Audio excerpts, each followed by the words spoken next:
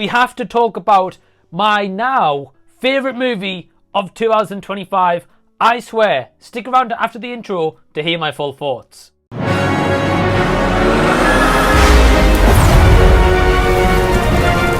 Hey guys, what's going on? Welcome to the channel. Thank you so much for sparing your own time out to check out my thoughts on I Swear, which is based on the true story of John Davidson, a man who suffers with Tourette's syndrome, and it chronicles his journey from being a teenager all the way up to receiving an MBE from the Queen.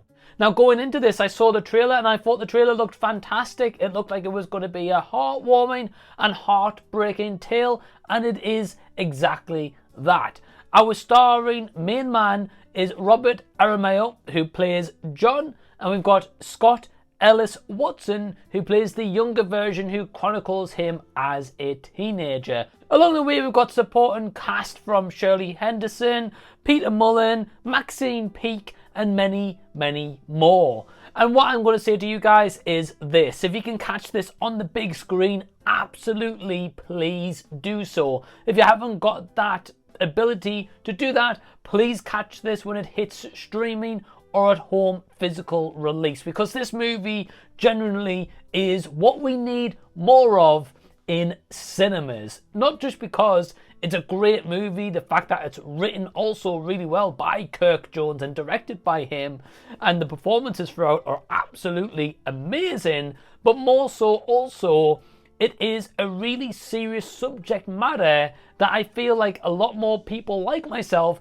needs education on, and also can benefit people like myself and others if we come across someone who has Tourette syndrome or any other condition that someone may be living with. Now let's talk about the movie itself. So I Swear, performances are fantastic. Robert Aramayo and Scott Ellis do a phenomenal job of being young John and the adult version that we see in the movie. But also, one thing I loved about I Swear, which is one big gripe I normally have with like a documentary, for example, is where they continuously time jump from one place to the present, to the past, to the future, and etc.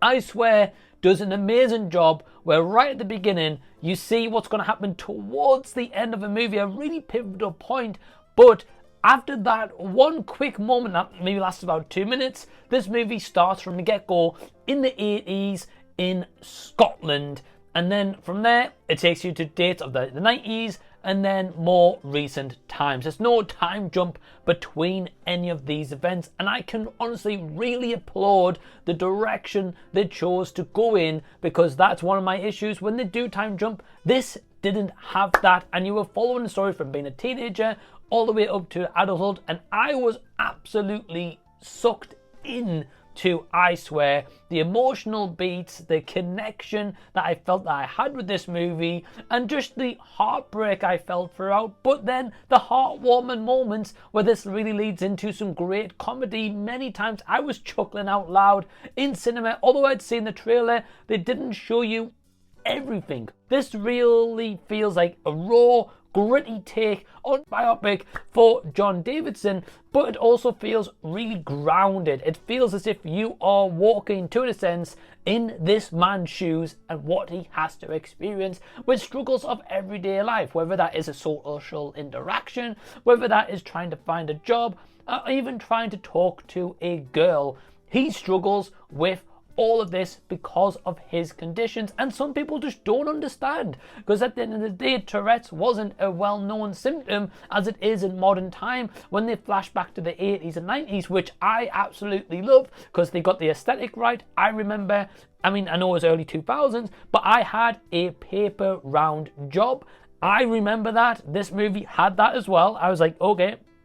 The Pearl and Dean production title when you're on at the cinema, it had that as well, and I was like, yeah, I remember the Pearl and Dean, I remember that song very, very well, and I just really loved those callbacks to the 80s and 90s, but it also put me in an educational piece of the 80s and 90s where they didn't really know about this symptom And nowadays, it is of course more well known, but it's thanks to people like John Davidson who got the word out there in the first place to educate people about Tourette's syndrome. Now, by all means, I am bigging this movie up and it really does deserve it. But you may be wondering, well, Mike, do you have any negatives? You know, what is wrong with this movie from you giving it a 5-star review? Well, there's one issue I found, and this wasn't being nitpicky or anything like that, but throughout the movie, we start in the 80s, and we start learning about young John, and he's got like a promising career. He's just starting school. He is doing well in football as he's a goalkeeper.